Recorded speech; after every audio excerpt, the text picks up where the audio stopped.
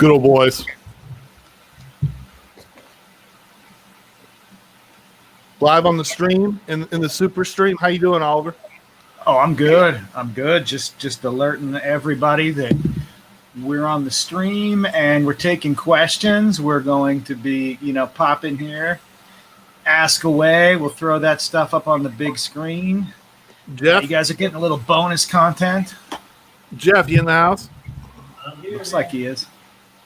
Looks like he's far back in the house. Yo. Sounds pretty far away. I get it's going. I just you guys tried that Whataburger chicken sandwich? I've never seen a Whataburger. What?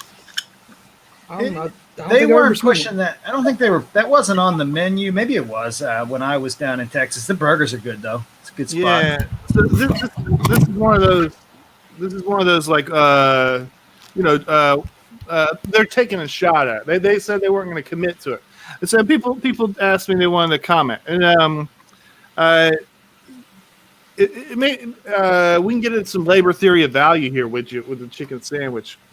The there are distinct tiers of chicken sandwich, and there's no. This is not like I'm not bullshitting here. Okay, so people so Chick-fil-A, obviously that's they run their whole business on the chicken sandwich. You look at the Popeyes that broke the internet. Holy shit.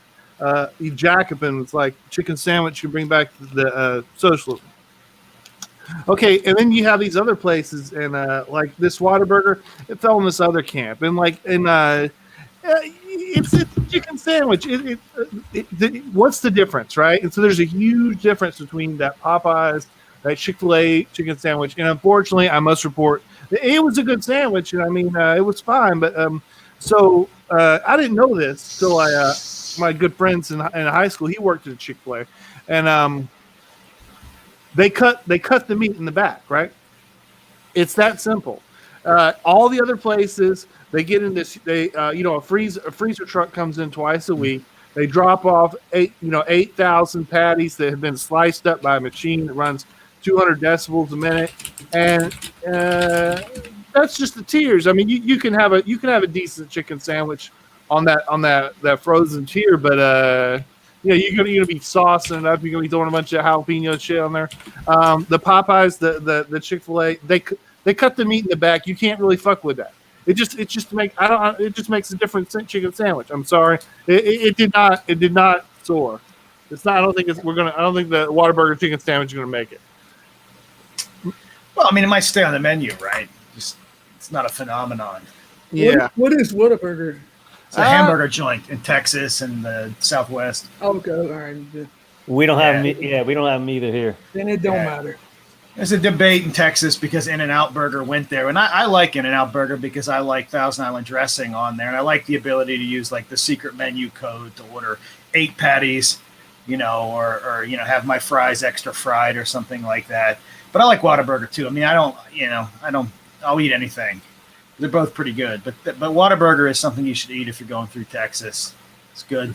The In-N-Out, the thing that puts them on the map, they got that kitchen like an operating room. Oh yeah, it's clean. The managers are making 90, 120 grand a year.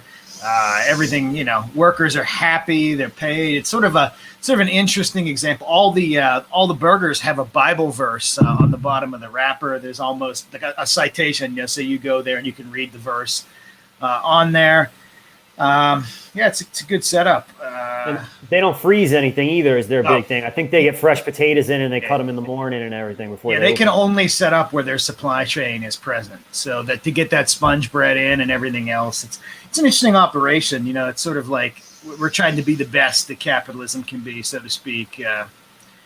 I mean, it exists within the system, but their goal is and it is true. You'll get cleaner bathrooms if you pay people more per hour. That seems to be the takeaway. I don't know how much you got to pay them to get them to lick the bathrooms clean, but a certain dollar amount will probably get you there right now. But I mean, overall, it's an interesting. Hey, Bog Beef, can you throw up Eat Pudding Goods comment? Eat Pudding Goods. Eat Pudding Goods is his name. That's good. Just toss it up there. Let everybody see it. All Yeah, right. that's a good one. That's a sweet one. Very sweet. You can. I'll just leave that there. People are saying, food chat, this ain't it, Chief. Okay, I'd like to address this, and so this has come up before. Where I saw people they were like, okay, this burger place. It became clear like there's a more than one or two burger places that like they want you to know this is like a religious establishment. Now there is a material difference. I want to check this out. So there's the secular, maybe your Arby's, your McDonald's, whatever. They don't have a line on like the afterlife and things like that. I want you to go there like 15 minutes before they close, pull up in the drive-through, and see what happens. Now I want you to go to one where they stuff a Jack Chick book in your sandwich sack. I want you to go there 15 minutes before they close. This holds true among like the religious distinctions. You just try me on.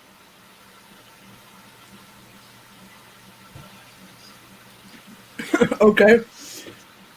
So we're going to get. Let's see. We're going to get Amy a little bit later, right? Is she coming? I mean, if she says she'll be on at 9:30, she'll be on at 10:30 or never. So it's one of those things. But we're going to do our best. This is not going to be another one of these all-nighters like the other night, but that was a party.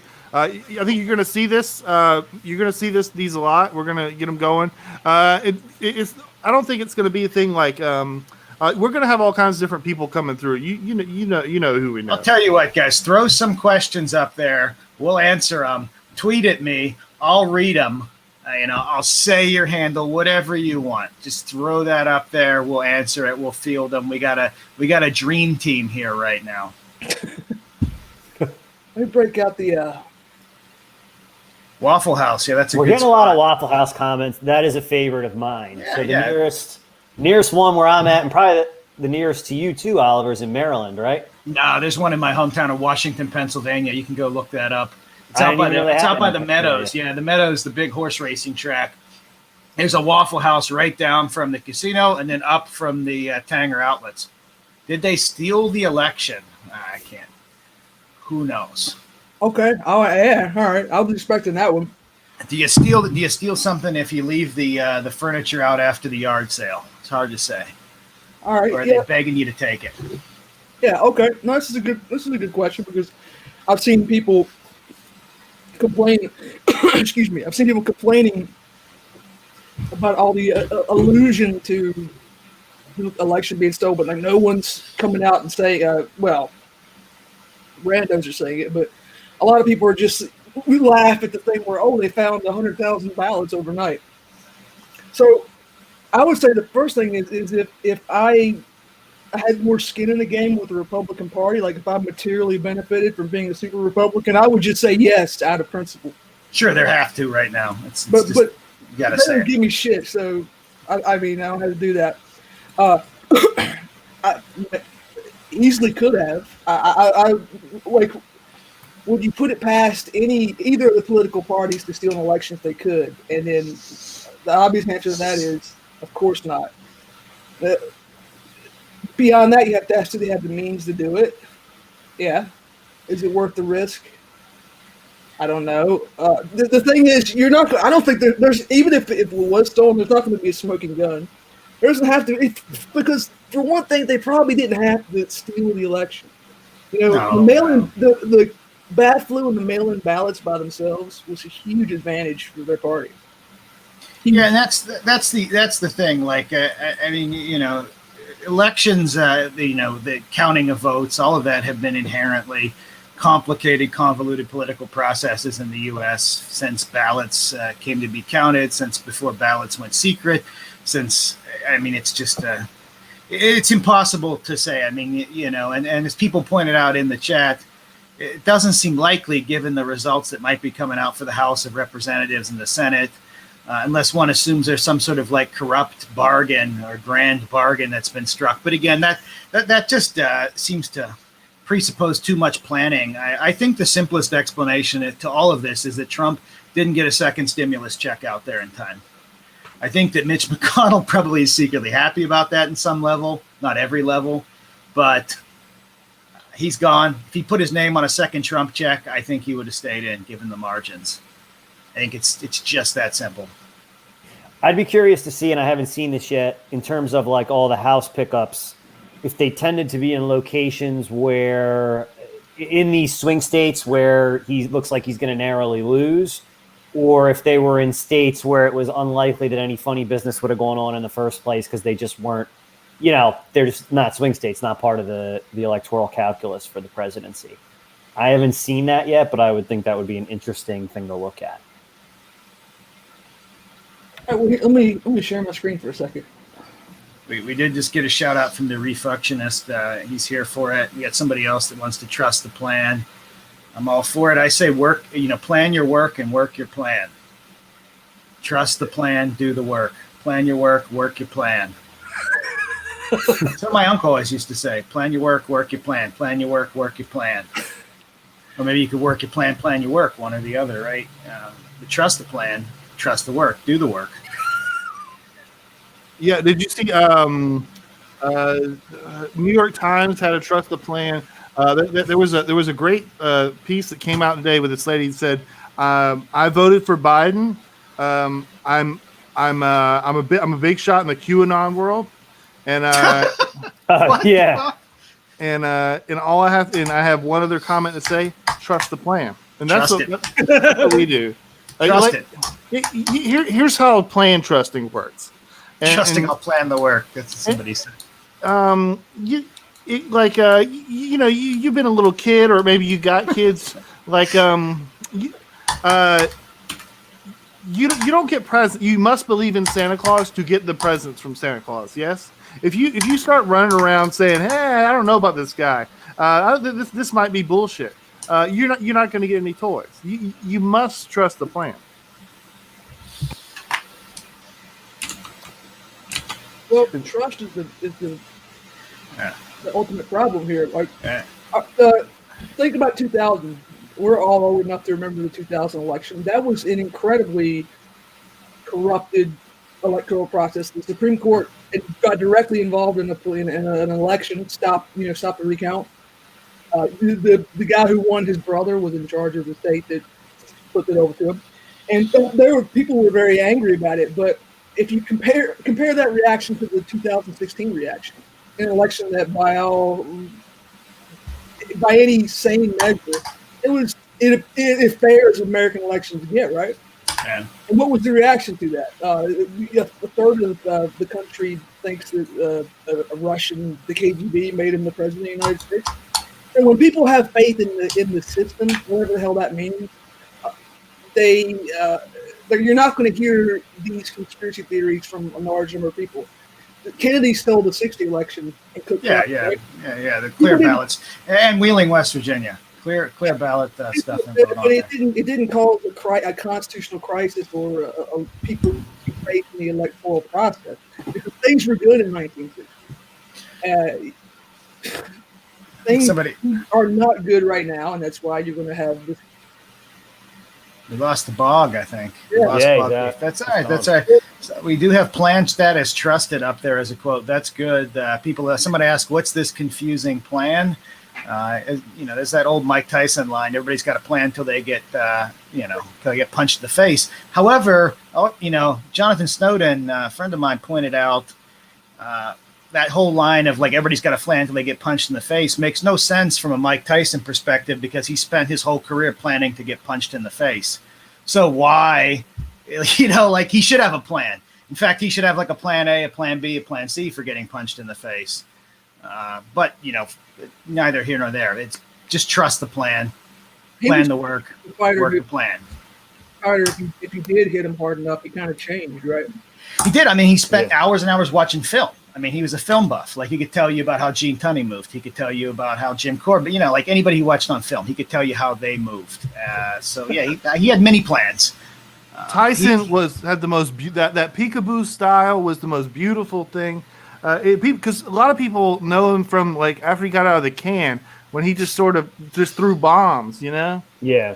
When he had Cuz D'Amato and he was not the strongest guy. He was he wasn't.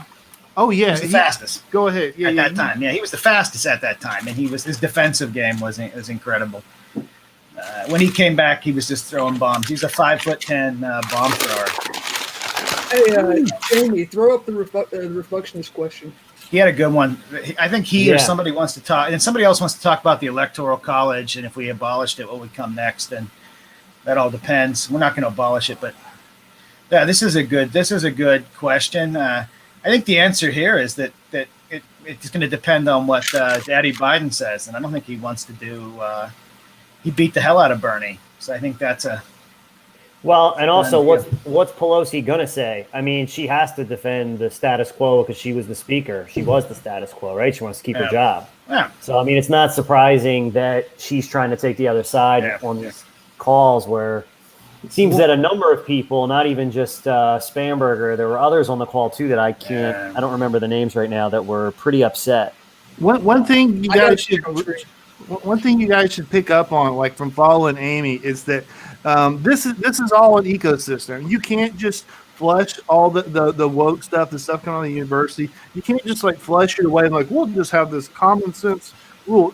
They work together. Obviously, the people in some districts it's play ball. Obviously, in general election, it's you'd rather not. But what's the current status of the House race, Bug? It's not going to be a big sweep. Let me take a look. They uncalled. I saw like 3 or 4 races. Ben Braddock posted about that. Yeah. Amid tears and anger, House Democrats promise deep dive on election losses, writes the New York Times a few minutes ago. House election results so far, we've got 209 Democrats flipped 2 seats, 193 Republicans flipped 8 seats so far for a +6 net gain, with 33 remaining to be decided. And it is there's an outside chance that it could either flip or stalemate. That's pretty amazing when you think about it. Trying to find a good map for it, but it's on there's a good map for it on the New York Times U.S. House election results, and you can mouse over any of the districts. Is there any worse? I mean, like if they just if they flip and no one rules again, you know what I mean? The only thing possible that you can do is these bullshit bipartisan, like, oh yeah, we'll both hand a shitload of money. You can govern by executive order, as Jeff can tell you. I mean, you can do things with revenue collection. You can suspend it. For example, suspend student loan collection for another 6 months. Suspend, push out the tax filing deadline. They won't. I don't think they will. In fact, I think they'll be more draconian in that response than the prior administration. Once that comes, but you could. There are a lot of things you could do with executive orders. Will they? Unclear. I don't think so. Honestly, if it were me, I would do nothing and blame the other party, and I would spend the whole time doing this. I would but let the rhetoric do the work. Well, so I would do nothing. The other piece of it is they can in some level, they really care about the stock market numbers more than anything else. And they don't have to do fiscal stimulus to get that. They can do monetary stimulus through the Federal Reserve, right? And then that doesn't require any political action at all. They can just kind of sort of sit and depend on that. And that has a bigger benefit to the people that, make the donations that finance all the campaigns. So, and the past 3 days have proven like the market shot up. Like, I mean, it works. The work is done, doing the work, it's happening. And that's a market stimulus simply with the result, simply with the publicizing a result, no stimulus, no like government policy in any way. And look at the net wealth gains for like Bezos. Look at the net wealth gains, across the board for some other billionaires. There was a ton of wealth created in the past 3 days. Now it's paper wealth, but something is working. I mean, not maybe for you, but certainly it's working. Trust the plan, plan the work your plan. That plan is working. Like I wrote a piece that you guys can read that's all about how, well, no matter who wins, we all lose. Jeff, the Doesn't the Bitcoin guys have had a pretty good day, huh? There we go. Yes, they've had a good month, really. Yeah, it's been soaring over the past month because the more monetary stimulus that goes on, and the more monetary stimulus people expect in the future. I mean, it's similar to gold. I mean, that's a positive price indicator for Bitcoin. And Prop 22, someone just mentioned that. Like, that's going to be regarded as a high watermark and the point where the waves receded because the public can, like, the future is contractors. The future is gig workers. The future is using robotic controls to manage contractors and gig workers through apps and video and everything else. That's it. And I think we're going to see the Democratic Party certainly align itself around that because that's a large part of their financial funding. We learned that in this election. It'll be interesting. Yeah, which is interesting because for the past, I deal with this at work to some degree. The past 5 to 10 years, the Democrats had taken the other side. They wanted to bolster these state unemployment funds have been going broke. So they were trying to pass these reclassification laws to get people back in the employment rubric out of independent contracting so that they'd be paying into the state unemployment funds, right? That's AB 5 was a Democratic initiative in California that spurred Prop 22 as a backlash. So it's going to be kind of interesting to see them, I think, turn on a dime going forward, sort of going from the party of AB 5 to the party of Prop 22, to use the California terms. AB 5, for people that aren't familiar with it, was a California statute that was designed to put Uber drivers and a bunch of other similar workers to turn them into employees. It made it very, very difficult to have legitimate independent contractors. And Prop 22 sort of undid it. Yeah, and I mean, these things are very significant as bellwethers. I mean, they're bellwethers because the election isn't what really matters. The election is the show. What matters is the post-election positioning. And like I said, Jeff has read it. I wrote a piece about long-term trends. Regardless of this election, we're going to see consolidation in different ways. And the results, I mean, are really outside our control. It just is what it is. You're going to get some interesting stuff too with at least or at least a Republican Senate, right? Also potentially a Republican House with the Democratic presidency. That means we're probably going to get a lot of this sort of broad bipartisan stuff, obviously, which tends to be the worst stuff, right? I mean, that opens up, that's opening for stuff like cutting Social Security because they can share the blame for that. And you can use buzzwords to make it sound tech and efficient. Bipartisan personal responsibility, Cass Sunstein-esque nudging is something that both left and right can agree on. I mean, the libertarian right has long believed that it's cheaper to incentivize and punish individuals than to spend money on collective action.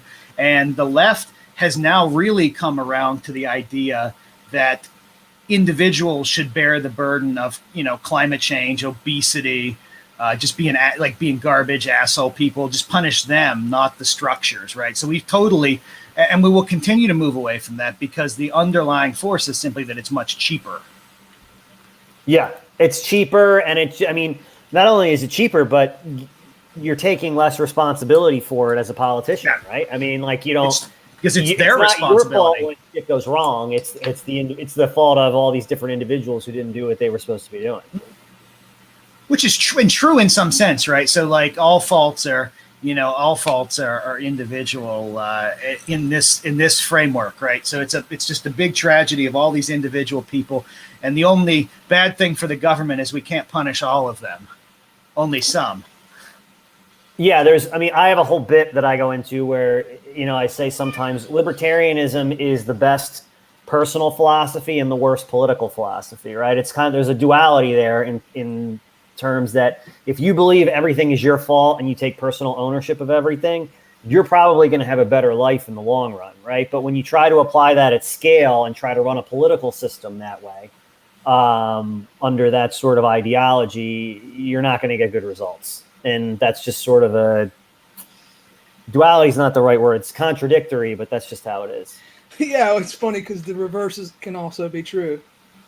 Yeah, blaming other people for your personal problems is extremely popular with certain online political ideologies, and then you're not going to have. As Oliver says, you have to do the work. You're not going to get anywhere. Take an honorable and manly impulse. Looks like we got a comment up here about Prop 16 the affirmative action? It one is. in It California? is. Yeah. So that failed again. That thing there were so many interesting aspects to that, and one thing that we talked about, I think, on a What's Left at one point, maybe one of the patron episodes, was just anybody wanting to see something cool should Google like the University of Cal Berkeley like racial privilege or disadvantage schema, because it has the strangest like groupings. I think Jeff, you looked at it with us on Twitter at one point. It has like the strangest groupings. So like you've got like the Hmong people lumped in with Japanese people at like level 1. You've got all these like really, really historically oppressed or even genocided groups lumped in with like American whites. And then you've got no breakdown of ADOS, descendants of slaves, and African students. That's all in one category. It's just a mess.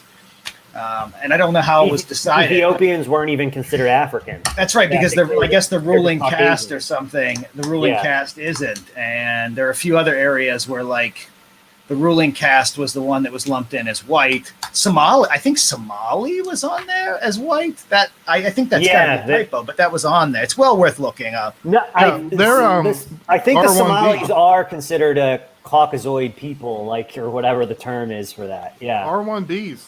I'm just kidding. There's the problem. Like the funny thing with this is libs. They don't like doing this kind of. There is this one section of of the distant right, and like you can't it's almost impenetrable. And their thing is they do like racism to where it's just you can't understand what they're saying. They chop up North Greece into like 300 different people. Yeah. If you're and they love it. They love it. They love breaking down. They're like, oh, I see the corner of that guy's eye. He looks like a Southeast Balkanized Asianoid, and they're so far removed from the PMC world that I wish they could get like one of these people that really racism isn't like something, a monkey on their back. It's what they love. It's their passion. Yeah, no, like literally. Remember when the Roman DNA study came out? That was weeks and weeks and weeks and weeks of discussion on that side of Twitter. Yeah, Nicholas Taleb had a lightning quick block reflex when that study came out. Yes, I remember that one. Yeah. I mean, you got to just take it for what it is. Look, I'm a med guy. The study proved that the original Romans weren't meds. We came later from the Middle East. You can't get married to the whole "we was Kangs" thing. That's my take on it. Wow. That's a meme for sure. Yeah, I don't know if you wanted to be there day one, like the rape of the Sabines and suckling on the she wolf. The early days wasn't the best times. You know what I'm saying? Yeah, we got there at the good time. Like everybody else laid the groundwork, did all the hard work, and then we just kind of slid in there and took advantage of the system as it laid already. All the benefits, none of the foundation laying, none of the hard work. What do you think we're going to do again? Rome is going to be in Miami. We're going to do the whole fucking thing again. Yeah, it certainly looks like it. Our blacklist, what's it name? Blacklisted consumer. There's nothing we could do. We don't have the latest stuff, but no one does. All the people are shut up. They're not saying anything. Lawyers are on the there's a lot of lawyers making a lot of money right now, and none of them are talking. No, there's nothing with this. He asked, "Can you win?" But yeah, yes, of course, yes, absolutely, he can. Yeah, Arizona seems to be looking better and better for him. Actually, there was like another dump, I think, shortly before we went on in Pima County, which I don't know Arizona that well, but it's supposed to be a strongly Democratic county, and he got like 58% of the ballots were in his favor. So he's apparently still got a real shot out there. If he flips Arizona and he keeps Georgia and Pennsylvania, he's president. If he flips Arizona and Nevada and he keeps Pennsylvania and he loses Georgia, he'll still be president. Other than that, it's done. And as for the what's to be counted, like you got military ballots and shit like that. I mean, it doesn't look good. If you put a gun in my head and made me choose, I'd say Joe Biden is going to be the president. Yeah. And I think too. I think too. They're going to try and call Nevada first for Biden, and then if they do that before they've uncalled Arizona, that'll allow the media to go out and just call it done. You know what I mean? And that doesn't mean that it is done. The court system's still going to do its thing, but it does take air out of the sails, I guess. You know what I mean? It does. Exactly. That psychological stuff works. You change it from this election's too close to call to this election's over, and now the orange man won't leave the White House. Yeah, I got a juicy question. Me, yeah. We got two lawyers here, right? And so this is like one of those, you're in a big crossroads, right? And this comes up from time to time in states. If you're at this point, you're in one of the camps, you need a lawyer.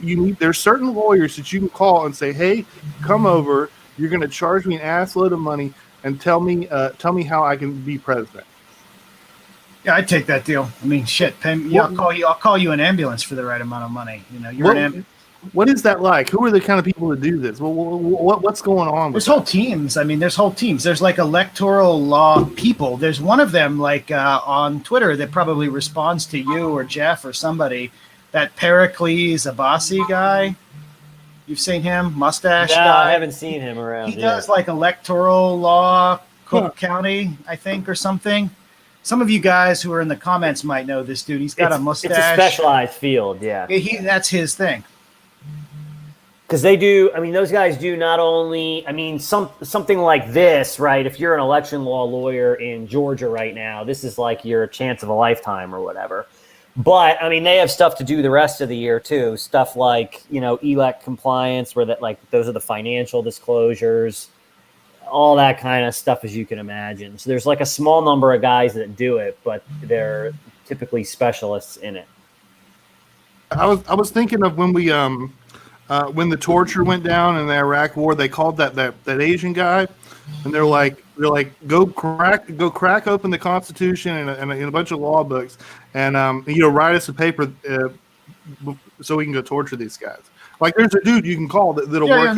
I mean, like Jeff can tell you, like a lot of the like long-term law professors at a place you go to, Rutgers, a place like that. There are a few stars who might do constitutional law, one of the fields that are essentially made up. But mostly you've just got like grinders who are doing nuts and bolts law. And some of them will just, if they're given a project, they will complete the project that they're working on. And some of them exist solely for these projects. And so, if somebody has to negotiate some huge like offshore voluntary like tax situation, there's a guy for that. There's always somebody that's even like the ethics of it are not critical. That's not the point. That's what they do. Like they're waiting for this. Like roll them out, and like they consider short it good order work. cook. Yeah. These people truly do the work, and there are some like Jeff can tell you who are. I mean, some of them are like grandstanding, right? So like, especially like class action guys, like Konstantin Kairos, who did the WBE concussion lawsuit, which was just so poorly put together and eventually dismissed.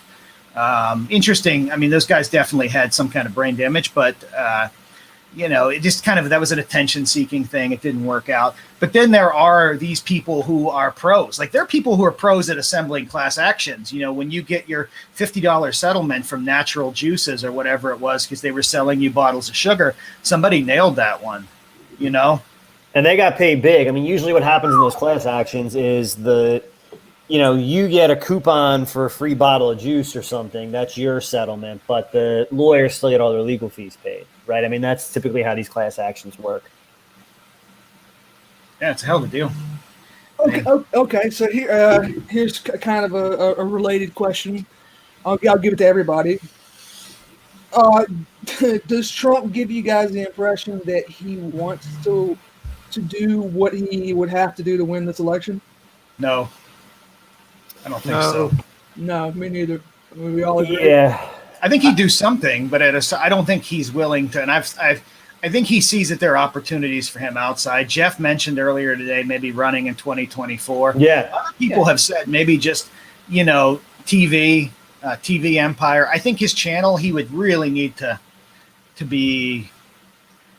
It could easily fail too. He's a if billionaire. he gets sick, well, if he gets sick or dies, like whatever he does next will depend entirely on him. There's nobody coming up in the wings to replace him.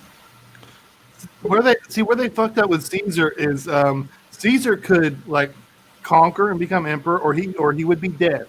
He had nowhere to go. He couldn't do anything else. This guy is gonna walk back to his mansion in Melania. He'll be fine. It's not. I mean, you would need 99. I mean, could it happen? Could he wake up and be like, "Fuck that, I'm gonna run this place"? Yeah, but the incentives aren't so. Especially, I mean, I've said this privately to you guys before. I mean, I think the minute he walks out of the White House, now part of it's going to depend on his health. He'll be 78 years old in 2024, but I think he's certainly the front runner for the Republican nomination. And front runner doesn't mean a lot when you're talking about it 4 years in advance. But if you had to pick a front runner, I say he's the front runner to become president in 2024. Well, he can be kingmaker for the Republican Party too, especially if 30% of the population and a majority of Republicans think the election was stolen. He can either run again, or he can become the most powerful person in the Republican Party. The question is, it's going to be tiring for 4 years, just tiring physically to go on about this. Like, if it were in 2 years, I could see it. In 4 years, he's going to be Biden's age or a little bit over, and that's a very critical. And we've even said maybe Trump is ageless, but that's a critical period of decline. The difference between my dad at 70 and 74 was incredible. And I thought that, he was a fat man, but fairly healthy. And I thought that he was indestructible, but his decline was rapid. So I think that it'll be hard for Trump that way too. I also think that Mitch McConnell, and the game players in DC, the Lindsey Grahams, are writing the next step to try to write this guy and guys like him out of the primary. It'll be harder with him because he was the president. Yeah. But I think that they're even Tucker Carlson might pose a threat, and unless he's willing to play ball on some things. Yeah, I don't know that they're going to be successful though. That's the thing. Like the guys that sort of want to keep the party from moving in this new direction are old guys that have been in Congress a long time, right? Which means they've accrued some power, but they couldn't stop him in 2016 when he had no institutional support. Now he's at least going to have some. There are some Republicans in Congress and the Senate, and more after the way some of these primaries went in 2020, that are more in the Trump mold. So I think that's going to make it even harder to shut that more populist, if you want to say working class aspect of the party out altogether, like they would probably want to if they could. There's a good question up there. I think anybody ready? That's probably that would be an Amy question. I thought I'd throw that because that's her thing. I wanted to jump in on there on that last one. I think this would be a good time. So, let's say he's out, and you're like, well, what's he going to do in the mix? You're going to learn the difference between this is hard to explain because there's one way where you say, well, Bernie's a fucking liberal, right? And what you really mean is he's either he has a faulty ideology that can't stand up to stuff, or he's not in it to win it. Now this is a different thing, right? So if you take Trump out of the White House, out of the figure, the way you need to think of Trump is he's like the night manager of McDonald's, right? The making burgers and all this stuff, that doesn't matter. He is there to get through the shift. You're going to find out he's not conservative at all. He's not going to tell you any. He's not going to be like, well, I like that guy. He said some nice things. Because I'm not saying this is a problem. I'm not saying it means he's a pussy or he's not he is the leader of the nationalist populist right. But and by the way, who's the guy who left wingers? They thought he was he wrote this evil wizard book about how to destroy them, and he was the reason why they were the left was winning. Alinsky. Yeah, right. So Alinsky said this, and I agree. Since Alinsky's the guy in charge, the politician leading your thing, he should not believe in your shit because that's a liability. That's right. You can't make deals, and yeah. You want a mercenary in charge. Yeah, you don't want. I mean, he shouldn't believe in anything, right? Other than doing whatever it takes to save his own butt.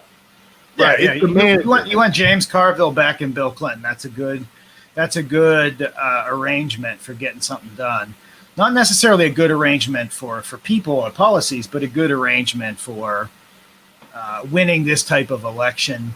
I think that I don't know what the next generation of that is going to look like, but I think that those of you who read the tweets of the Marquis de Poussade or whatever, who is a very black-pilled character, he's probably right that the idea of stacking identities to create an invulnerable strength of weakness, as I wrote about in another piece, I think that is going to be refined into an art form, and elections will be less.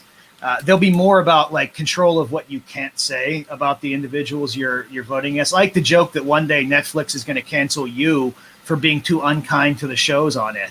Like, Karen, I'm detecting a little toxic masculinity here. I'm going to have to let you go. I'm going to keep taking your $5.99 payment for 3 more months, though. But you're not going to be able to. We're going to suspend you from watching. Yeah, Until you're racist. The further you go down that path, too, it makes it easier to slice and dice up the populace, which is always good because you don't want to have too broad of a coalition, because then you actually have to do stuff for them, right? You want to just have a ton of tiny little slivers that you only have do tiny little things for. Hey, here's the article. There we go. Yeah. There's a new one out on that site today. That site always lets me kind of do whatever I want, so which is great.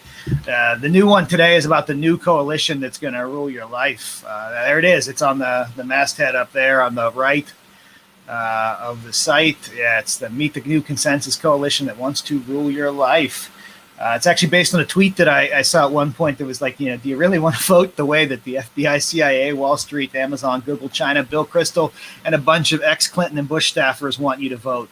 Be that as it may, and maybe you did vote for Biden, that's fine, but like, be that as it may, it's disturbing to think about that when you think about the type of coalition that was backing the anti-Trump faction in the election. It's just interesting because that coalition may fragment on the surface superficially, but it is going to have a tremendous amount of control of the way that we interact and the way that we do politics in the future.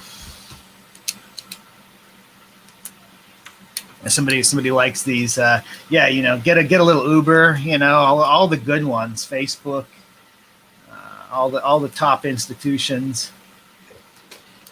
Yeah, I heard you were a Claremont fellow. Yeah. I heard what's left is actually it's a psyop. Yeah, it's a psyop of the Claremont Institute, and that both you and Amy are actually senior fellows at Claremont at this point. Oh yeah. I'm pulling down big money. I'm going to secret Opus Dei meetings, the whole 9 yards. Okay, I'm whipping myself in the back room. All that stuff. It's actually little known fact. Michael Anton took credit for writing the Flight 97 election, but that was a subterfuge. That was an Oliver Bateman piece. Oh yeah. I've been my tentacles go pretty deep into the work. Claremont's for lifters.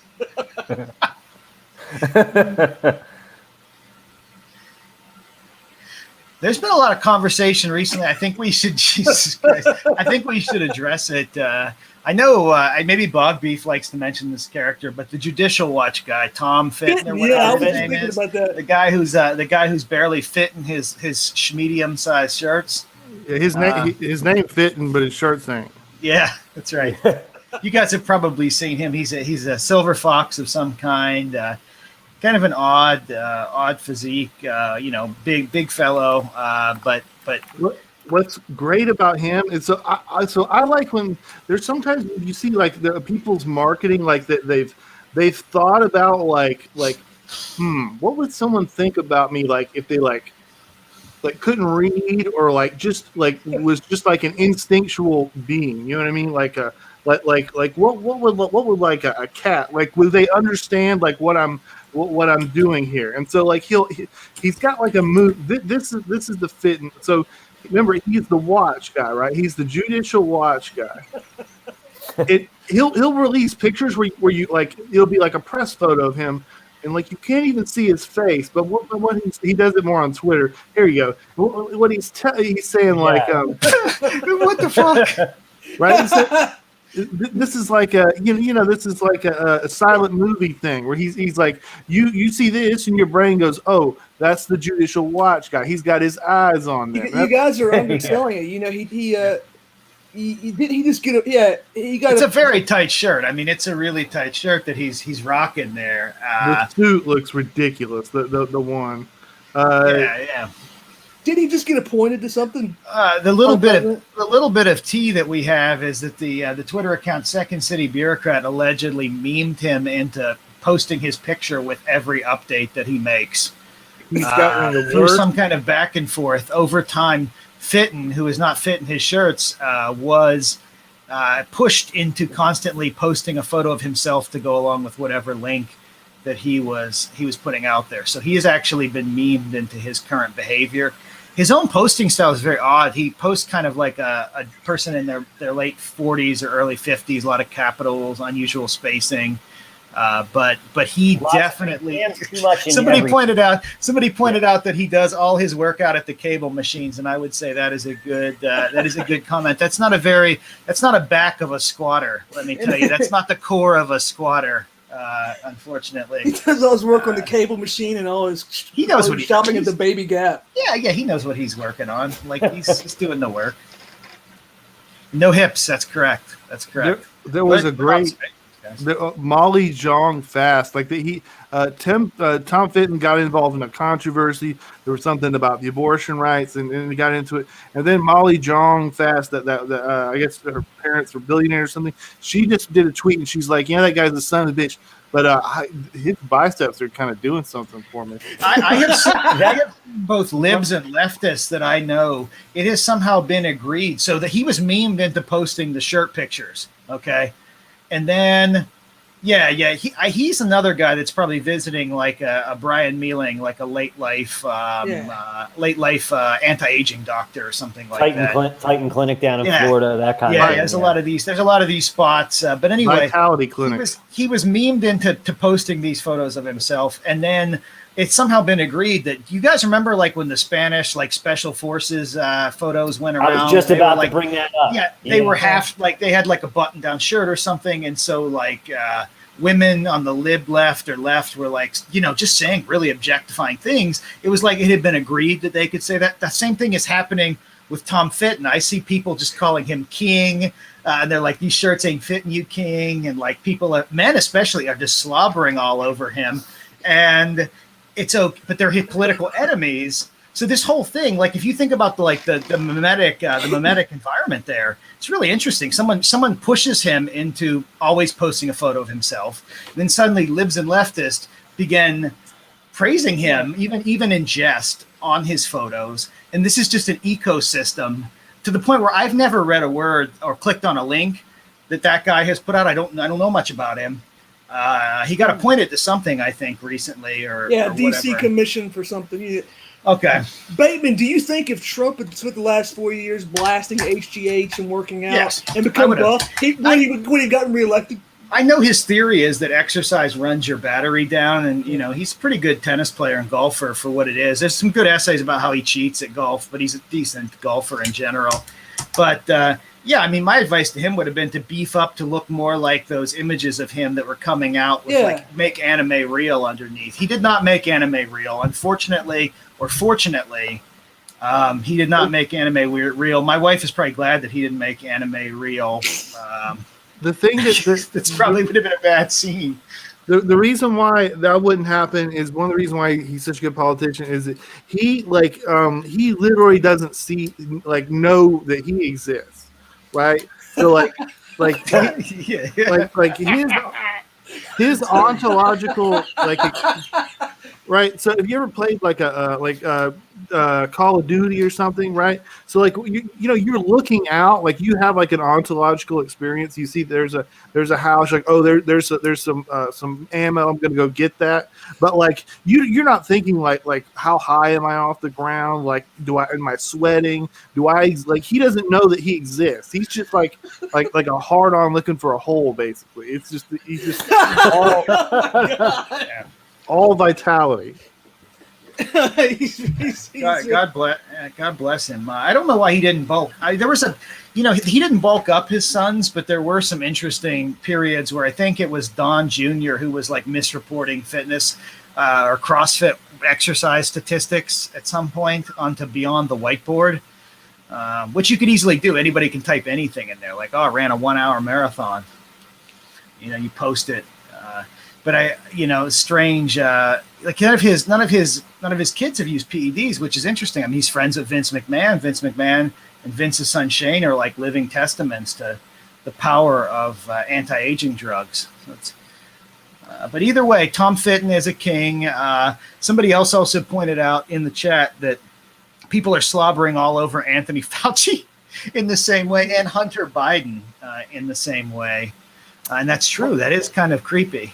Hunter Biden, that's the kind of thing that since time immemorial women have been into, though. He's got the whole bad boy thing with the cigarette hanging out of his mouth. He's getting into trouble. He's like a creepier James Dean or something like that. Like, I get why women are going for that. Yeah, he's he's a scumbag, but it's kind of cool. Yeah, exactly. Hunter is based, as somebody noted, is cool. Who's the guy that Fed posted about Dr. Fauci there? Vince has aged poorly. Somebody noted he's really starting to look old. But again, Vince is getting into that thing we said, like the mid 70s, where it's starting to, you can't do very much at that point. You're done. You can tell, like when he talks too, you can tell mentally he's kind of, it seems like starting to go a little bit too. He's getting the quivering lip and whatnot of like these really.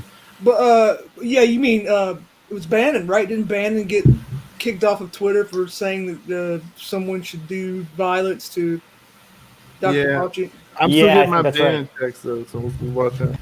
Biden said something that was not Biden. Bannon said something that was controversial today and angered people. Yeah, that's what it was. He got banned from YouTube. Oh, so that was today. Yeah, he was. He said some medieval shit. We have a Twitter question, which is if it ends 269 versus 269 and the election has to be decided in a square circle, who does each candidate choose as their proxy in an Iron Man match? All of us need to answer that. Who would you pick? I mean, Trump used Bobby Lashley once before at WrestleMania, so it's possible he would use him again. Bobby Lashley's a big dude. Who's the Trump MMA guy? The guy that Colby Covington, but he's only 170. So you'd want to have a weight class then if that's the case. So then I guess Biden would pick like Kamaru Usman, who's already beaten Colby Covington once. Rematch. I'd watch that. I'd buy that pay-per-view. It's a good fight the first time. You guys need to focus. I think I've got just been getting hot DMs. Apparently one of the big e-girls just posted her cooter and it's bringing everything to a halt. Yeah. It's, who are these people? You look it up after the show. I don't care about that. I'm talking to Mary. I'm a man of the cloth. Hey, what? Hey, how dare you? Is an investigative journalist when it comes to these things. My God, is that true? Somebody Google that. Am I imagining it, or was there a line of Fauci underwear released for women? Probably as a novelty, there was. Yeah, there was a line of women's underwear. There was like a series. One said Fauci, one said Cuomo. It was all like right at the beginning of the pandemic when Jesus Christ, Fauci and Cuomo mania was at its height. No, I remember. Fauci was also in a style magazine like Centerfold. He was on the cover. Yeah, that's it. That's a good photo. He's sitting in like a deck chair. It's pretty good. Yeah, he should be their hero. They were correct to worship him. He helped get Biden elected. Yeah, he's done real well. He's had an uphill battle, but he's done real well. Arguably, he's done more than anybody else. I've seen a lot of him.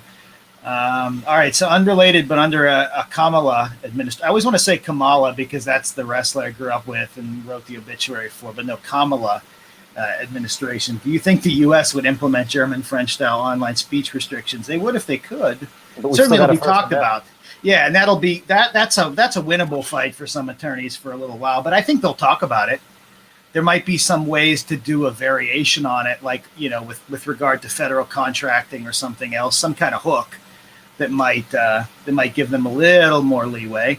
But they'll Well, definitely talk about this. Go ahead. They're Jeff. doing that already, though. I mean, they don't Yeah, even really yeah. have to through any sort of legal system. All they have to do is put pressure on Facebook, Google, Yep. Twitter Yeah. to voluntarily, in a private way, implement these restrictions so that it's not a violation of the First Amendment. And we've seen this whole election; they're doing that already. So I don't know what more they really need to do. We're kind of already there. And they will agree. I mean, these technology conglomerates will agree because they got their end of the bargain too. I mean, look at the net worth exploding in the past 3 days. Yeah, right. So, I mean, they know where their bread's buttered. They, it's a two-way street. They each want to keep each other happy. You know what I mean? They want to keep their politicians happy. Their politicians want to keep them happy. I don't see any reason why that would stop. They definitely learned their lesson after 2016 because they realized that they gave Trump too much free media attention. So this time they went the opposite way. They not went as far as to censor him on social media and just not report. Really, they didn't even report on a lot of this bad stuff that he said or did the way they did last time. And I think they really sharpened their game up. I mean, really, they proved you don't have to do anything. I mean, Biden hid out for the last few weeks of the election. The media has such an incredible amount of power, and while that's always been true, it feels like now they're feeling a little more comfortable flexing the muscles openly. The stuff where they put disclaimer warnings on the president's communications, like this is actually fake news. Don't listen to it. This was most evident when they didn't even cover him speaking about the Bobulinski stuff, right? The anecdote I have about that is I was speaking to someone that I know who's like super into politics. He's like Mr. Democrat, used to work for the party in his state. And I mentioned Bobulinski. He didn't know who Tony Bobulinski was. This past week. And not only did he not know who Tony Bobulinski was, it wasn't like, the name just didn't ring a bell. Like I brought up the whole business dealings with China, the $5 million, the whole 9 yards. He hadn't even heard about it, let alone heard about it and been like, that's fake. You know what I mean? The blackout is even more effective because it wasn't even something that registered as a thing that happened to him. A thing that anyone spoke about. Yeah, like during the last election, like they would have loved to have canceled the email stuff, but everybody, like lay people on the street, knew about the damn emails, as they said. But this was pretty effective, and I think he used again, like I think, like, and I wrote about this in the piece that came out today. Like I think extra constitutional, or working through private companies to limit that. Like we've accustomed people to this idea of deplatforming. This idea of essentially not just at-will employment, but like you can be harvested, cut like at a second's notice. People are conditioned to that now. And each part of this, they'll just more and more increasingly this will happen, and they'll just say, oh, it's good, actually. That's just good, And somebody, even if you criticize it, somebody will hit you and say, well, what? You believe we should be given a platform to actual fascists or something? And the thing in question will be like Thomas Chatterton Williams posted a somewhat critical tweet of something. Yep. Yeah, that's exactly. I agree 100% there. It's a good question. Yeah, Jeff also would like this one. I mean, I think that it's hard. I mean, anytime you have to put solutions or possibilities in a piece, you're they're always thrown at the end. Like the worst examples are those like Jacobin essays. You go on there and, blah, blah, blah, blah, blah, socialism will win, or, socialism will fix tipping, like you'll go through this whole thing.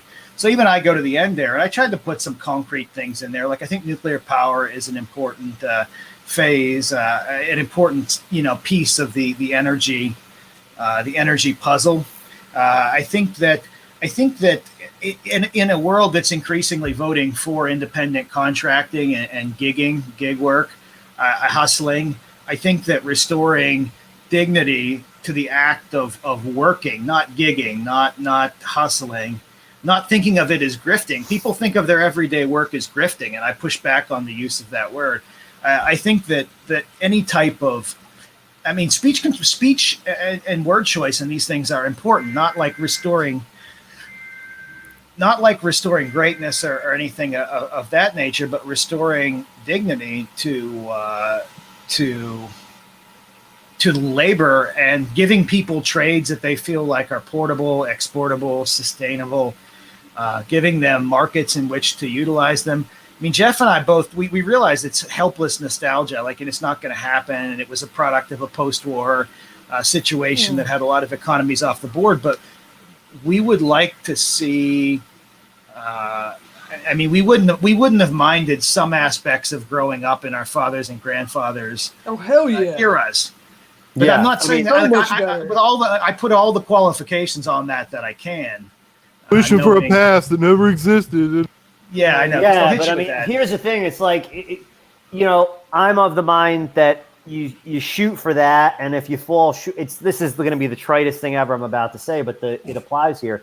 You shoot for the moon, you miss, you hit the stars, right? That's like the old saying. And it's in this case, you're probably going to miss so badly that you don't even hit the stars, but it's still a hell of a lot better than nothing.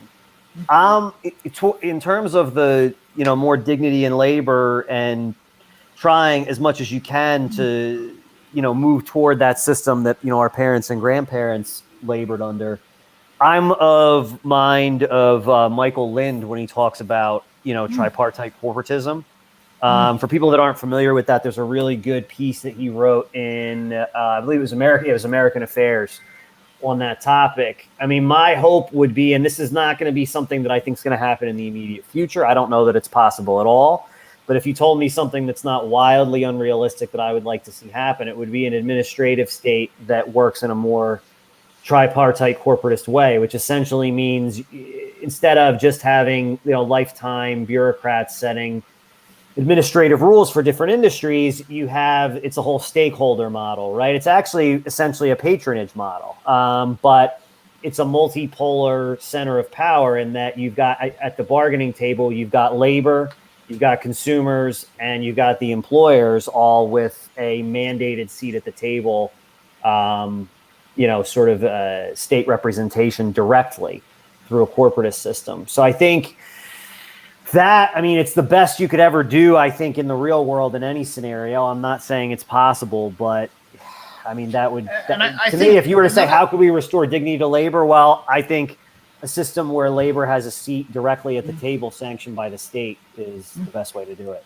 And I think for people that would say that Lind has put this together to advance what are ultimately still right-leaning economic populist goals, I would say that you could take his same model and have someone like me whose goals are almost certainly to the left of that, just to use this arbitrary kind of left-right distinction. You could still use the framework, but you could have different outcomes, and you could still advocate for them through that model. And so I think it's a very scaled down model. Now, what people say about Lind is that this has all been put forward so that he can just advance the end goal, right? Bad faith. This is the big thing. So whenever anything comes out that's, it could be anybody, right? Like, if Trump had somehow, for some reason, given us Medicare for all, they would have said, oh, it's going to fail. You know what I mean? Because it would have been bad faith. So right. There's this like internal, like, Jesus Sermon on the Mount thing going on where you have to assess everybody's internal motivations. I mean, the most ambitious social programs in U.S. history, coming from both Johnson and Roosevelt, Franklin Roosevelt, wouldn't be here if we were really like reading their hearts. I mean, what's in their heart were probably just like adultery, or something of that nature, or good times, or just God only knows. But this emphasis on like trying to find out why someone is doing it, or even if they do, like Lind is not shy about telling you what the end goal is for him, but it's worth noting that you can still take some of that and utilize it, and not be seen as yourself engaging in bad faith and advocating for somebody who's bad actually, and so forth and so on. People just need to take a fucking chill pill when it comes to that stuff. Yeah, people honestly say the same thing, and somebody took the words right out of my mouth in the chat here. Apparition 0411 wrote up here, even if Lind has a right-wing populist goals, if it gets people's lives better, what does it matter? It's the same way. It's the same stuff that they always say about the business unions. They're always like, well, they really, their goal isn't worldwide utopian communism. So they're acting in bad faith when they actually get better wages for people. It's like, who cares? At the end of the day, they're getting people higher wages, a better quality of life. You can't ask for anything more. This isn't a fantasy land. And very much a focus on the national market. I mean, yes, national borders are arbitrary, but they're not capricious. They're not like whimsically drawn. And like there's things happen within them. We operate within that framework. There is a benefit to thinking that way. I think it would have been ideal if we had elements of populism emerging across all sectors. I mean, in the 1880s and 1890s, third-party movements crept into the platforms of both people who were, like, in theory, aligned with one party or the other. That could have happened, but it won't. It won't now, but it could have happened. And somebody else has a good point. Yeah, only cliquey narcissists care about branding. Well, that's like 3/4 of Twitter, and that's all they do. We were talking about a take somebody had about something. I think it might have been something Amy said. And you don't even have to, like, that person doesn't even have to have read her original take. They just know the brand, they know their response. And in fact, if they knew what she actually said, it would be far harder for them to craft a take. So to keep your takes pure, you shouldn't actually read or engage with the thing you're critiquing in any way. You should never be charitable toward it in the course of argument, as if you were doing like an actual debate or forensics or something like that. You should only keep yourself, because you guys might have remembered, like 2014, 2015, 2016, one of the top takes on Twitter is, I don't have to read that. I'm not reading that. Or he's bad, actually. I'm not going to read that. And so there's a failure always to engage. Or they'll tell you to read something, send you a link, and then say, I'm not getting paid to educate you. Yeah, in both cases, there's a failure of charity. And that to me is mind-blowing. I'll engage with anybody. I'll talk to anybody on any show anytime. Whatever. There's no brand. People say I'm my own brand. Well, I'm myself. I don't need to impress like at Big Dingus 44, 44, 69, 428, 16, 1619 project or whatever. Fuck that. If you're listening, if you follow my stuff, and you don't have to be one of the dozens of hot chicks that I screw because of my work, then don't complain. I'm not here for there's a reason I'm here. And, if you don't have to do it, then don't worry about it. This whole bad faith thing, that was a joke. This whole bad thing, this is retarded. If you I always whenever you think about these kinds of things, immediately go to what if I really needed it? Right. So think about what if I need a triple bypass surgery? Should I go to someone who they do it for not bad okay, the worst what you immediately start going what the fuck do you mean? That just doesn't even make sense. You just immediately start going, well, this person's insane. Well, this guy wants you want someone who's wants there to get paid and not get sued. Yeah, you want someone that has skin in the game. Doesn't matter what they believe, if they have skin in the game for the outcome that you want. That's all there is to it. And that's they're lying about what they want. That's the problem. Have you ever seen? I don't know if people. This used to be a bugaboo. This used to be a take. And if you've hung around the hospital for a bit, you ever something's going on with someone you're there with, and you sit one of the lobby chairs in the middle where you can sort of see 4 different rooms. You'll see a doctor walk in the room and there's 3 or 4 nurses in there, right? And when he first gets in there, he's going to make himself louder, right? And he's doing this real primitive. Cops do this thing. He's doing this command presence thing, right? He's saying he's using these real primitive ways to say, I'm in charge here. Why? Because so you're thinking what a dick. Well, who would do that? Does he just go home and beat off all night? Oh wow, I'm a powerful guy. No, so this is someone. So now his temperature's going up. He's getting nervous. He's thinking, I'm going to be responsible for what goes down here. If this guy croaks, it's going to be on my watch. So you want that. This is a good thing. Yeah, I think that we need to. I would go to anyone who could provide the service that I need, and I would hope that anyone who needed a service from me could expect that I would discharge the service, regardless of what what's in my heart. And if I didn't, as somebody says here, he's bogged, bad faith. Should we worry about him? He's getting to be a bit of a contrarian.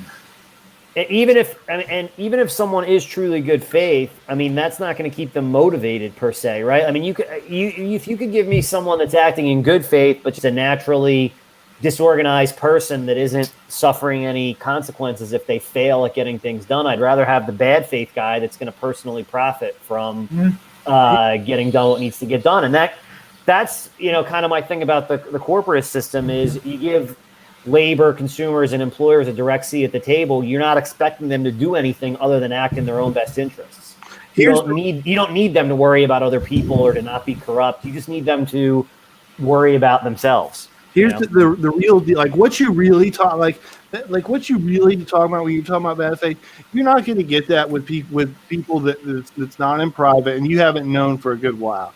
You're not going to get a free fire. Like, well, what do you think about if we did this?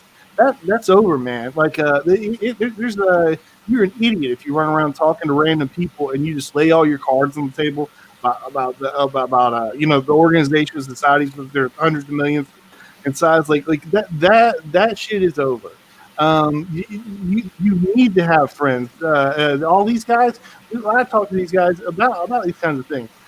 You need people go nuts if you don't have that, but you're not going to get it in a fucked up Twitter thread or something. Like, well, this guy's not, he's not rolling out the red carpet for me. And that's not going to happen from NPCs.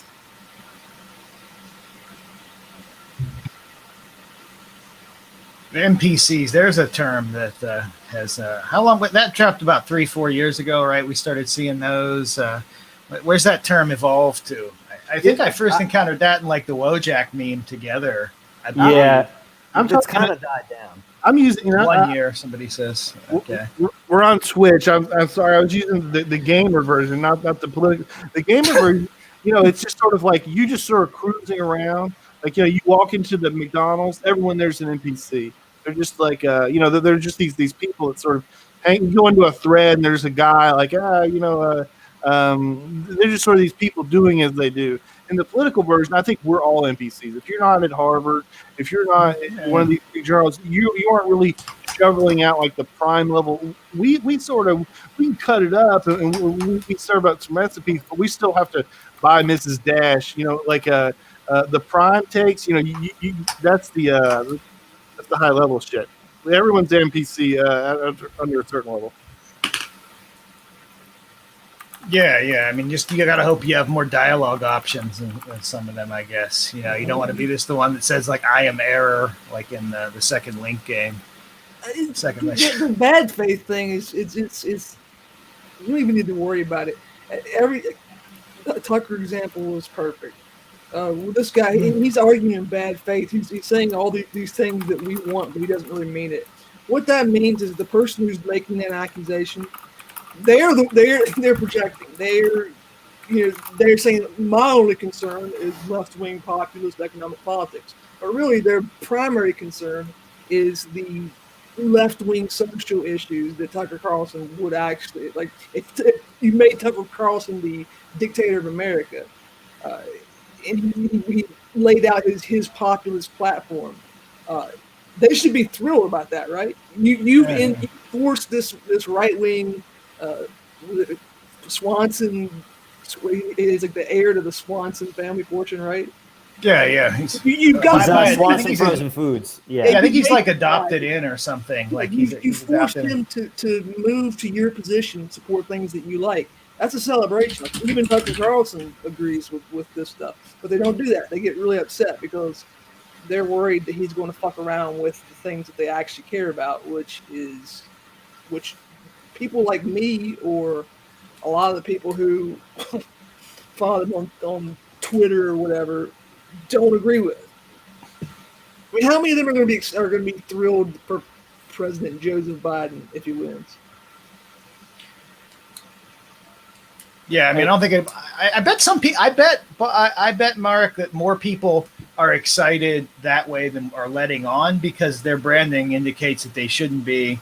a vote blue no matter who, but they are at heart more than any registered Democrat ever could be.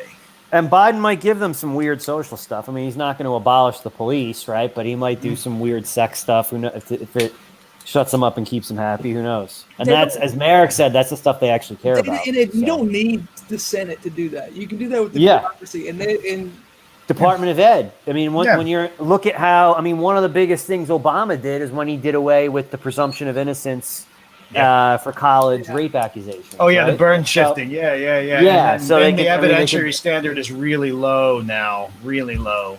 Yeah, so they can. I mean, Trump, Betsy DeVos undid that, so they can just redo that, go back to the Obama era. Those guys will love that shit. You want to bring this? If any of you guys are in college, I'll give you a tip from having consulted with and counseled some of the people that have been on the receiving end of these. There is a very good reason to be the first person to get to that office and file, almost the first past the post. Typically with two gay males, that's really, really critical. You want to be the first one there. Always get there before the other person and have your story built to take out any potential complications they could say. So you've got kids on college campuses should rush, just like it used to be, you rushed to register a deed when you were out in Gold Rush, California. Now you can actually, you should actually be rushing to the Title IX compliance office, whatever the particular name of that is at your school, and filing before your ex-lover or polycule mate or whatever does that. So you want to get there before, and you want to have your whole story airtight. And it's just a really good piece of advice. Somebody up in the comments a little while ago, I think it's Hey Calm Down Bro, just going back to dignity of labor for a minute, had a good point. All of this kind of quote unquote work that's in sort of the neoliberal workplace is directed towards promotion, which means getting a leadership position. No one can stay status quo. That is something that I didn't say in there, but it is definitely an outgrowth of restoring dignity to labor means restoring a sense of one's place and rootedness in an occupation rather than moving to a place at which one no longer does that occupation.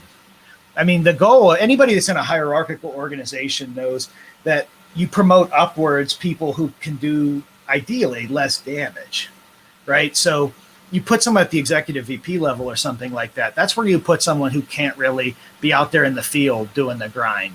They might be able to do some things. They might look good on camera. They might have a good, good photo or something like that for the email system. But you want people in those ranks who aren't going to do any damage, and you can promote them upwards to fill whatever your objectives happen to be there. But yeah, this idea of promotion, everyone wants to get promoted with the idea that at each stage they have more people they can delegate to and control, and thus fewer things to actually do. They become very divorced from the labor being performed, and they really lose sight of what's going on out there. And I mean, there have to be managers and organizers of some types of work. It's inevitable, but there also has to be some understanding that there are plenty of guys who and girls and others who would be happy doing the exact same thing and should be happy doing the exact same thing, particularly if it's a skill they have, for the remainder of their days. And that if their kids or their adopted kids or their whoever they're raising happens to want to do the same thing, there should be a certain, that's not a shame, right? Like even in my mother's generation, it was sort of like a shameful thing. You got to move them into the next thing. And it's understandable, in her case, daughter of immigrants, it's an important thing to move into a different profession, in her case, the teaching profession. And it was important that I do something else that was different as well, that further up the chain, more education. So there was no sense of stability, whereas my brother does the exact same thing that my father did. And I wouldn't say he's happy, but he's very good at his job. You see that more often, that dignity too, in unionized jobs. Yes, most importantly, obviously, because the wages are better, right? But even beyond that, the idea of being in the union did sort of create this even just psychological dignity behind what you were doing, right? There was a separation between you and management. You weren't just all clamoring to get into management itself. There's a great, one of my favorite things I posted on Twitter, I think every Christmas, is an old ad where there's not an ad, but an old I don't know. I guess it's what you'd call it an ad. It's for one of the old unions from the 40s and 50s, and it's like a family sitting around a Christmas tree, opening up their presents, and the dad's holding his union card, and it says, "This is the card that made it all possible," right? And there was just sort of that pride of even being a member in the union. So that's been lost, obviously, today. I mean, I don't think we really see that anywhere. I got some news. Let me bring it up, and I want you to flip over to it. This is interesting. I mean, talk is cheap, so who knows? But take a look at my screen, Logby.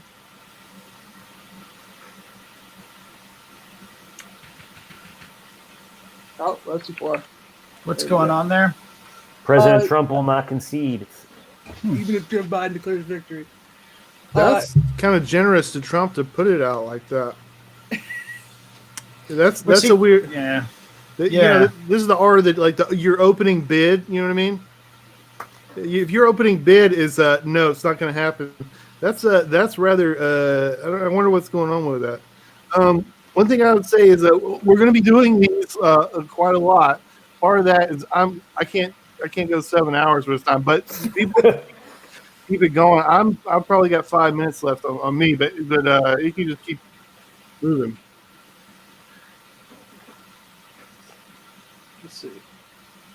Anybody? Well, I guess if we got 5 minutes to go, does anybody? You guys got predictions of what's going to happen over the next couple days? So NBC News Decision Desk Director said that it might take Georgia weeks to come in because of how close it is and recounts. Right, you got to wait. That's why I think they're going to try and pull Nevada real fast. Yeah. Sorry.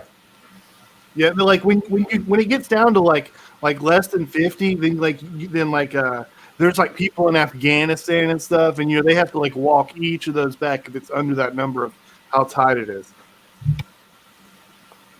Yeah, I think the key is what's going to happen is if they flip Arizona before they can finish Nevada. Hopefully from my perspective anyway. If they flip Arizona, then there's less incentive for them to just try and call Nevada way too early. Because at that point, if they flip Arizona, Biden can't win with just Nevada. And it does seem like we might have a final outcome on Arizona within the next couple of days. So that's the thing that I'm watching most closely. What have you seen? Jeff, that's causing? And I know there have been some explanations of this. I know Greenwald has a Substack out saying, Brazil counts votes faster than the U.S. But what's the cause of the slowdown in some of these jurisdictions? Maybe the listeners know too. I can tell you what about it. Yeah, go ahead. I mean, my state is not one of the states that's obviously matters in the presidential election, but I can say what's going on here, why we're so far behind, and I assume that some other states are doing similar.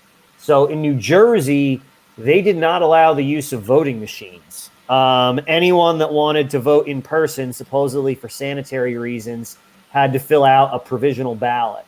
And so, that's obviously going to take longer to count. That's going to be a fucking nightmare. You need like a dozen people there and oh my God. Yeah, I didn't realize that. I mean, as of yesterday, New Jersey was like 65% counted. So I've seen a provisional ballot. It's like unfurling a scroll.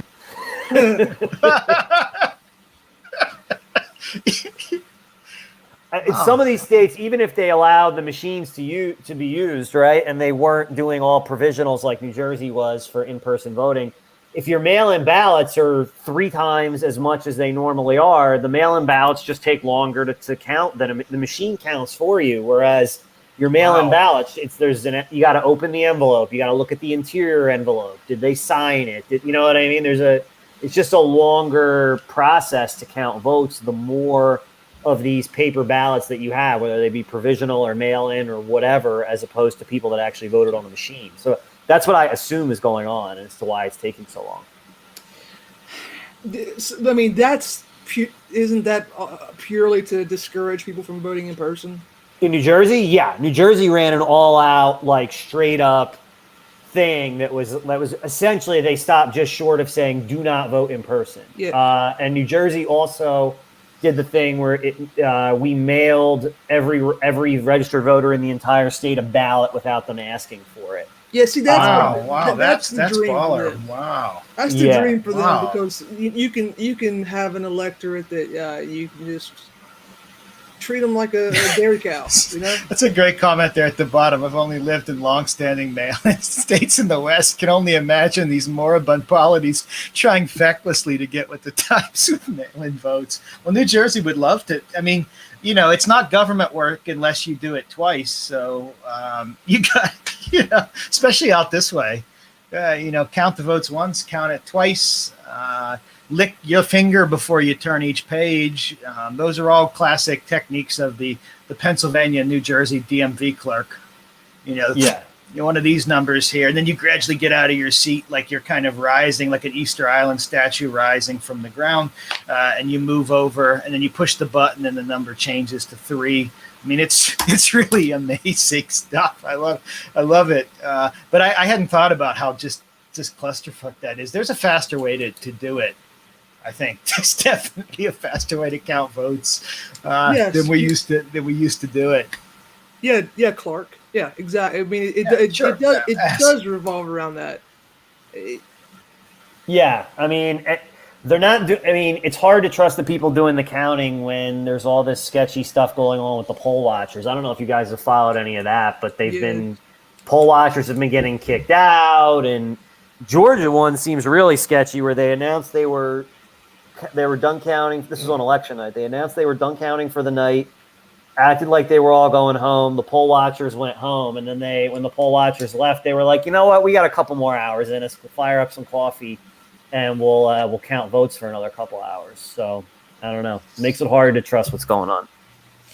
The thing about mail-in when it comes to voter fraud is that it would make voter fraud incredibly way easier. So if you think about in-person voter fraud, you have to either use a fake ID if your place has an ID, or lie about who you are, and you have to physically go to a place to vote.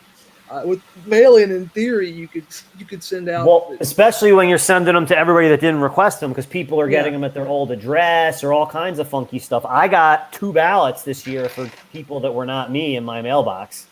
They both happened to live in my building here. It's like a 6-unit building, so I just gave them their ballot. But I mean, I theoretically could have voted 3 times if I was an unscrupulous guy.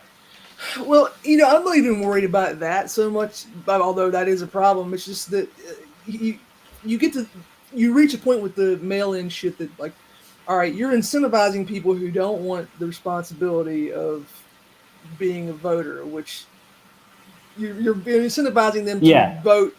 And the ballot harvesting thing. If I'm sure you guys probably know what that is, but essentially, you get like a PAC or a campaign volunteer, and they go to people's houses and they help the person vote. And with the mail-in ballot, they physically take the ballot with them and turn it in.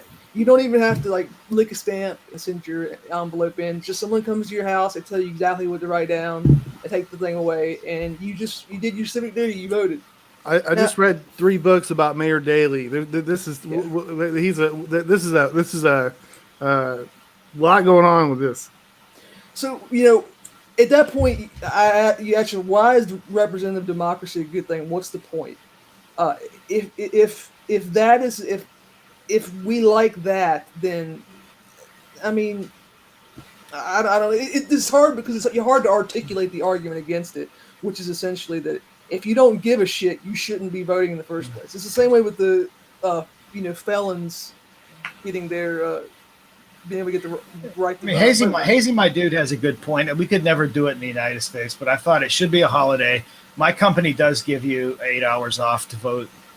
If you want to take it, it doesn't count against your PTO. So there are companies that do that. However, I asked Amy about this, and Amy said she doesn't like the idea that voting in Australia is mandatory. Yes, but I don't. I mean, if the goal is to have more people voting, I mean, that's another thing we could do. I'll take in a holiday or 8 hours for voting. You betcha. That's good. But we don't have that.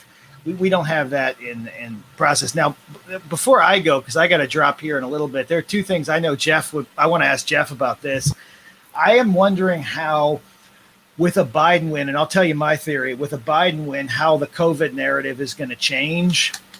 One of my friends, Brandon Harnish, pointed out to me, I had pointed out to him that I thought the takes were going to go in the direction of this is less deadly than we think. Maybe we can safely reopen. And he started seeing something like even in the Telegraph and a few other, I'm looking around for other papers and I'm waiting to see, is the COVID narrative going to become it's less deadly, reopen everything, which would give Biden cover that way? Or is it going to become austerity and lockdowns are needed for everything?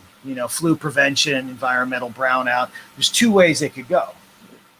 Well, yeah, right. There are two ways it could go, and there's a total of three, two of which are very similar. Number one is right off the bat, they just start changing the narrative, like starting whenever all this counting is done or whatever, and Biden wins. If Biden wins, they say, okay, it's less deadly than we thought, and just start slowly shifting that narrative now. The other thing they could do is they could keep scaring the shit out of people until January 20th. He gets in. He does some sort of bold action, like a national mask mandate or whatever.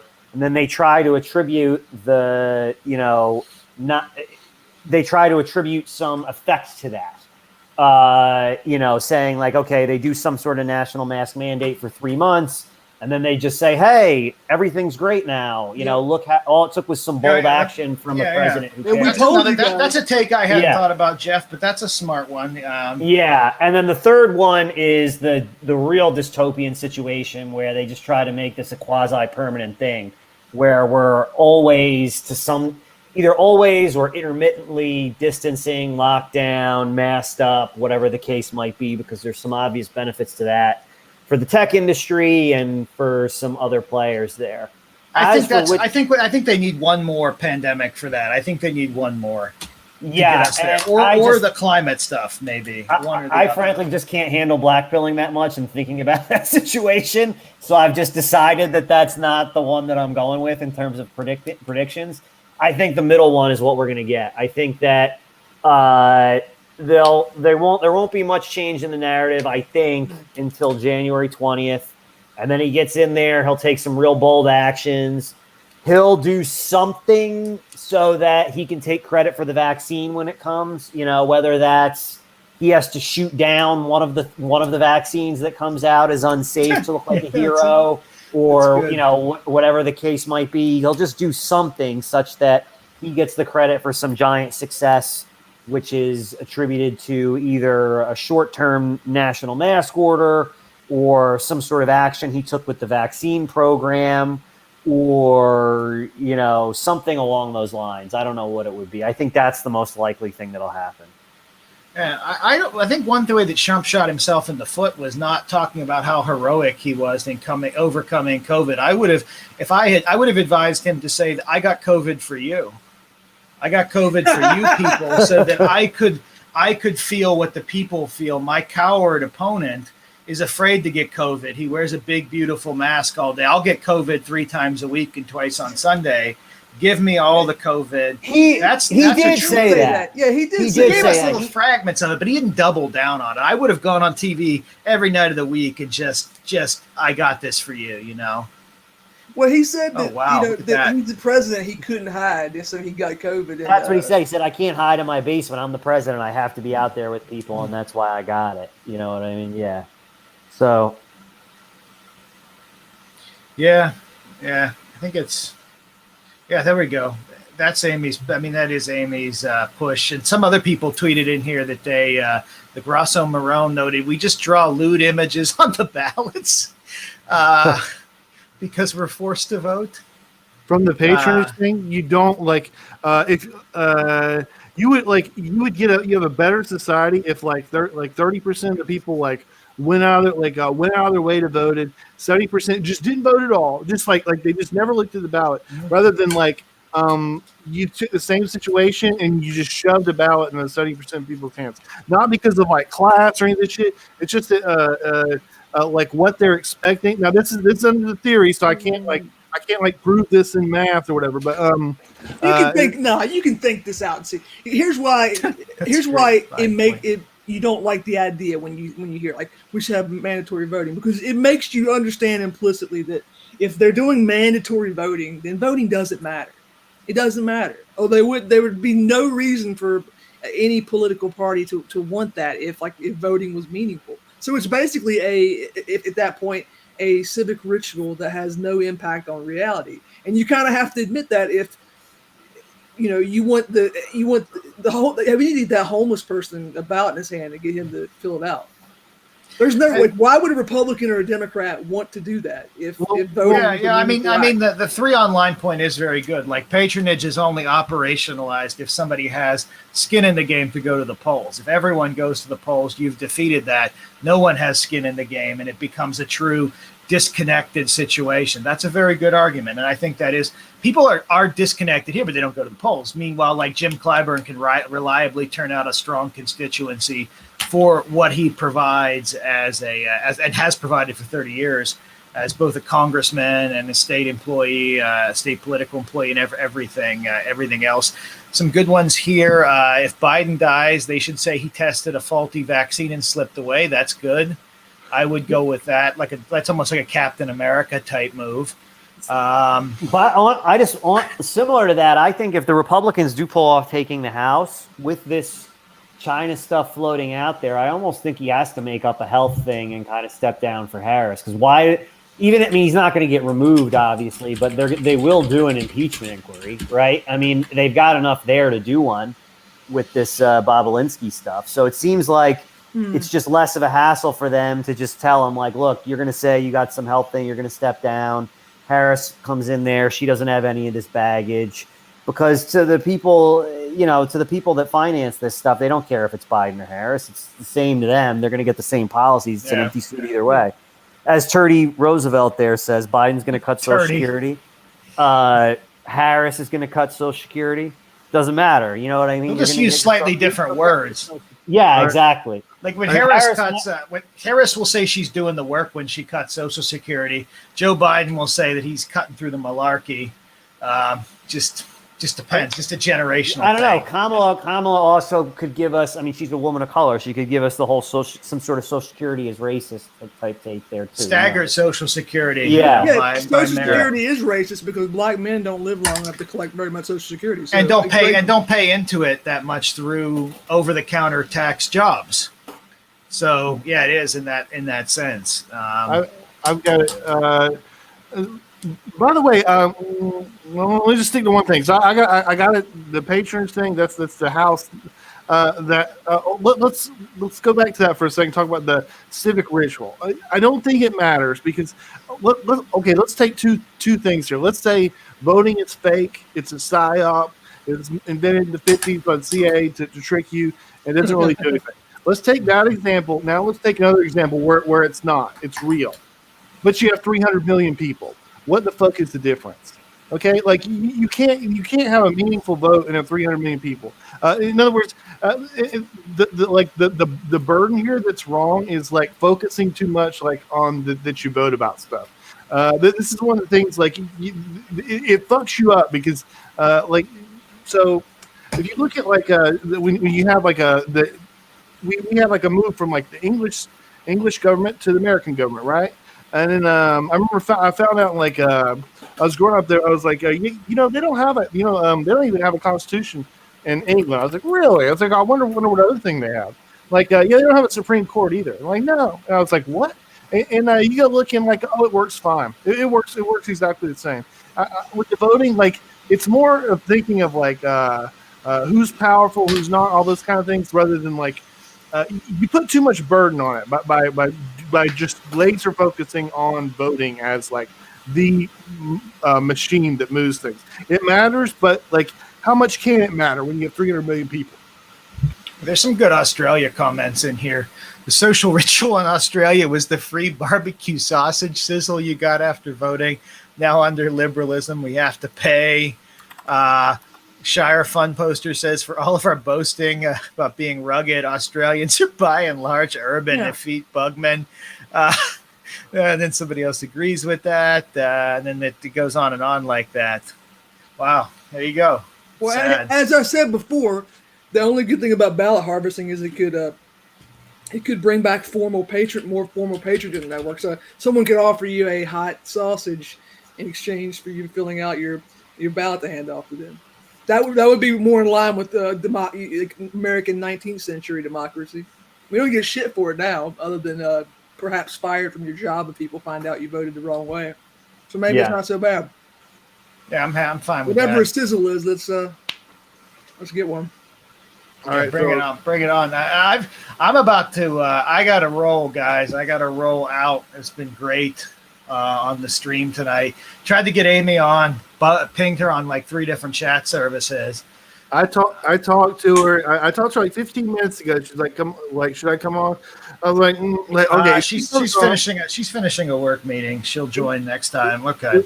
We want to. We're going to keep these coming. We have more. We have often. We're gonna blow the. It's a lot of fun, so we could go all night. But you don't want to do that. You want to keep them coming, and we'll see you guys. Yeah. And then somebody says Aussies pump out the athletes. Oh yeah, such great athletes as Judo Dan Kelly, the MMA fighter of the UFC, and up and comer Jimmy Crute, also of the UFC. They're doing some Jimmy Crute. Yeah, Jimmy the Brute Crute. Rising star of MMA. Dan Kelly, very good, surprisingly good athlete for his strange lumbering. Somehow weighed at 185 for his fights, but looked like he weighed 485. The way he moved, somehow very effective for what he did. Beat Sugar Rashad Evans in a boring match. Very boring matches. Good guy. Trust the plan. Tied Tuivasa drinking out of a shoe, doing shoeies. He had a good last fight. But yeah, we'll be doing more of these. We want to get Jeff on there too. Have him on always. Great stuff. Thanks for coming out. I love the questions. The questions are great. I'll definitely do an MMA stream. If people want MMA streams, you can throw one together, and I'll just, on the night of a UFC, there's one tomorrow. I can, in the future, just talk about that stuff. Writing an article on John Fetterman, everybody, just about his physical appearance. Watch for that, probably Saturday or Sunday, Mel Magazine. They wrote to me and said, need you to write about this big boy. He's really getting a lot of attention. Thank you, Dave. And I said, I'll write about him as long as you allow me to acknowledge he's not from Pennsylvania. And he's definitely not from southwestern Pennsylvania, even though he lives here. But he is tall. He's 6'10". But I will never give anybody native status unless they were born on this polluted soil. But watch for it, Fetterman. He's 6'10". Hey, Bog Beef. Before we go, let me just I go on my screen. Let's celebrate one of the famous Australian. Oh, he's gone. Never mind. Tracy Smothers obit question. It's held up on questions about the Confederate flag. If anything happens to it in its current location, you'll see it on Splice today. So, I watch for that. It's great. The obit is great. People that have read it are like, it's great, but everything is going through. They wanted it based on that, so I think now they're doing some edits based on that. I don't care. I just want to talk about him as a wrestler, but that piece will be out one way or the other. It's a good piece. Oh wow, there we go. That's some work. But the Fetterman piece should be out shortly too. And doing what else do I have in the hopper? Got another American Greatness piece that I got to talk to that guy Chris about what he wants exactly. Another unheard piece too, talking to them about what they want me to do related to the election. But Fetterman size. Watch for that, guys. Watch for that. We got the emergency warning here.